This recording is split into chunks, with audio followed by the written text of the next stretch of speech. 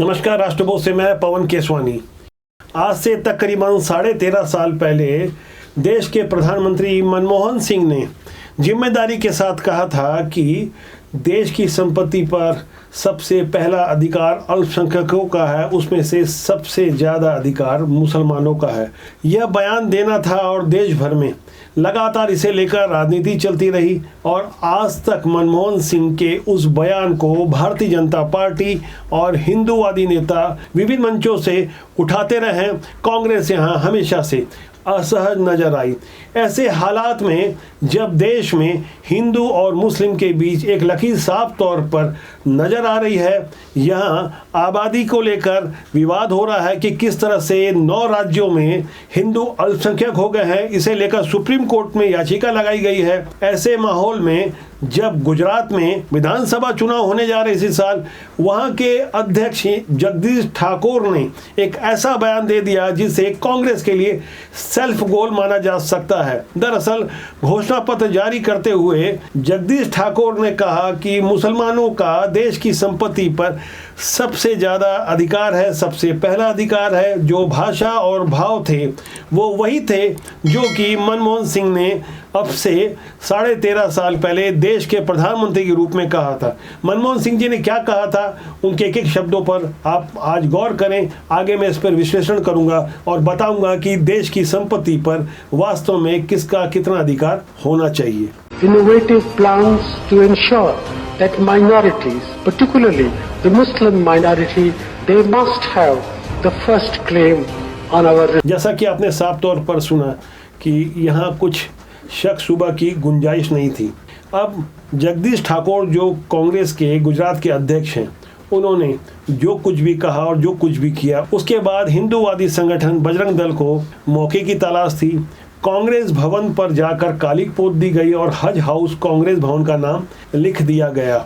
वहाँ हालात और नज़ारे कैसे थे, इस छोटे से वीडियो में आप देखिए, जो कि सोशल मीडिया में तेजी से वायरल हो रहा है।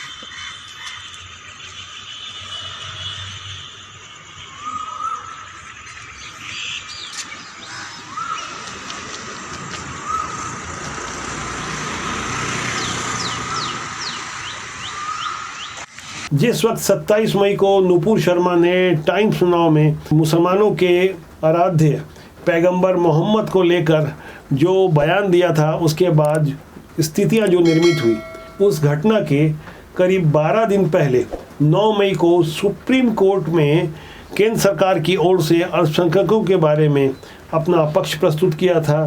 तब केंद्र की ओर से कहा गया था अल्पसंख्यकों को अनुसूचित करने का अधिकार केंद्र सरकार के पास है और इस संबंध में कोई निर्णय राज्यों और अन्य हितकारों के साथ चर्चा के बाद लिया जाएगा। सुप्रीम कोर्ट ने दरअसल एक याचिका का जवाब देने के लिए केंद्र को 4 हफ्ते का समय दिया था, जिसमें राज्य स्तर पर अल्पसंख्यकों की पहचान के लिए दिशा निर्देश तैयार करने के निर्देश देने का अनुरोध करते हुए कहा गया था कि 9 राज्यों और केंद्र शासित प्रदेशों में हिंदू अल्पसंख्यक रूप में है, वहाँ यह जानने जानने की कोशिश करते हुए कि देश के किन राज्यों में हिंदू समाज के लोग अल्पसंख्यक हैं और कितनी संख्या में हैं। लेकिन इससे पहले यह जानना आवश्यक है कि 2011 की जनगणना के अनुसार देश में हिंदू समाज के लोगों की संख्या 79.80, जबकि मुसलमानों की आबादी 14.23 और ईसाइयों की आबादी 2.30% थी। इसके बाद सिख धर्म को मानने वाले आते हैं, जिनकी आबादी 1.72% बताई गई। इस मामले में भारतीय जनता पार्टी से जुड़े हुए सुप्रीम कोर्ट के वरिष्ठ अधिवक्ता अश्विनी उपाध्याय लगातार अपनी याचिकाएं प्रस्तुत कर रहे हैं।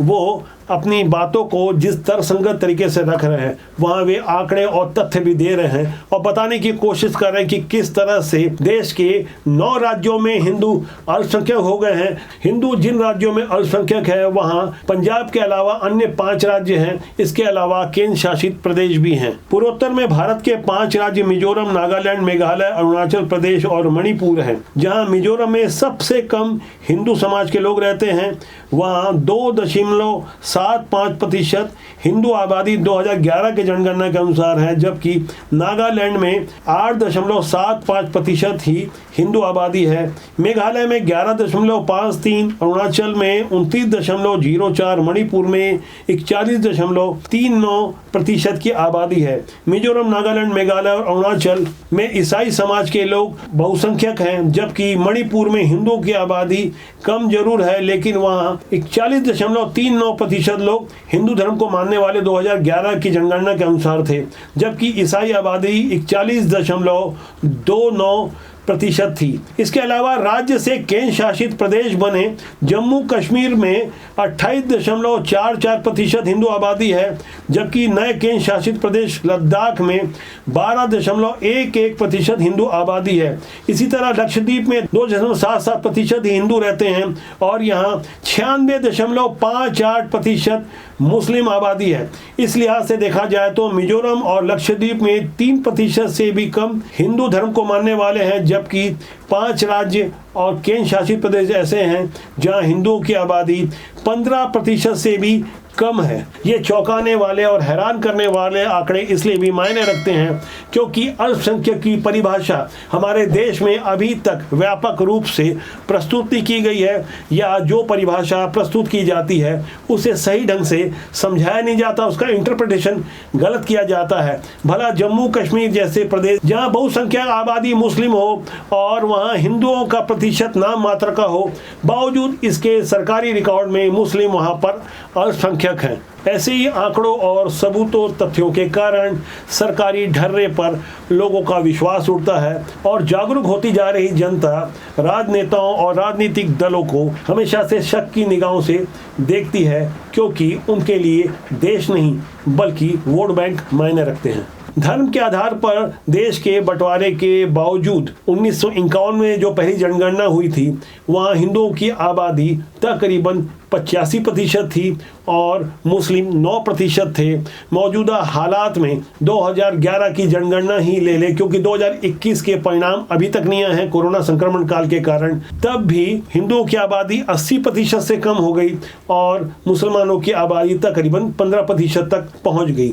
अभी नए आंकड़े आने वाले हैं, इसे लेकर भारतीय जनता पार्टी और कांग्रेस एक बार फिर आमने सामने हैं। आगे और बड़ी लकीरें खींची जाएगी और तथ्यों के साथ आंकड़े भी प्रस्तुत होंगे। राजनीति किस करवट में बैठती है, इसे समझने और समझाने के लिए हमारे पास ढेर सारे डेटा हैं। हम चाहेंगे कि इस पर अध्ययन किया जाए। सामाजिक स्तर पर विकास के लिए धर्म और मानवता दोनों का ध्यान रखा जाए। राष्ट्रहित सर्वोपरि राष्ट्रबोध का सूत्रवाक्य। हम चाहेंगे कि इस पर आपकी क्या राय, कमेंट बॉक्स में जाके जरूर राय दें और सब्सक्राइब करेंगे तो इस जनमंच को और ज़्यादा मजबूती मिलेगी। नमस्कार।